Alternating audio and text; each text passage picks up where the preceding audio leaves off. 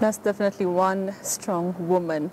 Now, next is a story that changes the script completely. A story of a couple that have loved each other and stuck it throughout thick and thin, despite the fact that they have never heard each other's voices and have never heard the beautiful sounds their baby made after he was born. Lofty Matambo brings us the story of silent love. Step by step, as I struggle to learn sign language as fast as possible, Evans Ongeri is more than proud to introduce me to the love of his life. Both were born deaf and dumb. Nikiwa pale kazini, nikamwona msichana mrembo sana, nikakutana na mama yake na wazazi wake, tukaongea nikasema ningependa kumuoa huyu. Baadaye wakakubali, wakanipa msichana, tukakubaliana. Najua tu ni mambo ya mapenzi, unaelewa. Najua wanaume wako wengi kule, lakini moyo wangu ulimpenda huyu tu. Their journey of love dates back to 2012 when Evans traveled all the way to Rwanda searching for his soulmate. Henriette, now 27, was heaven sent, he brags. Hakujificha kwenda upande mwingine kule, kajificheni kule. Alikuja na akaambia wazazi wangu nimempenda huyu na ningetaka kumuoa. Hiyo hata ndio ilinifanya nikawa na heshima naye. Na hata kaulizwa una ng'ombe ngapi? Akasema ndio sina. Pengine nikupatie ng'ombe 2 ama 3. Akasema ni sawa tu.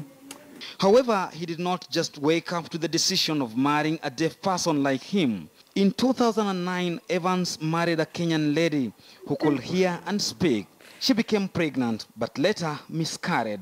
This did not augur well with Evans. Sababu ya huyu vile hako, akaona ni kama yule msichana asafanya hiyo kitendo kwa njia ya kumdharau.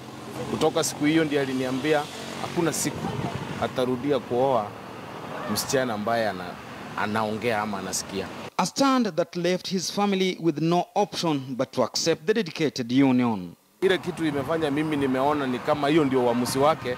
Sasa kutoka arudi akuje, hii muda amekaa, naona ni kama sasa amekuwa satisfied, kwa okay.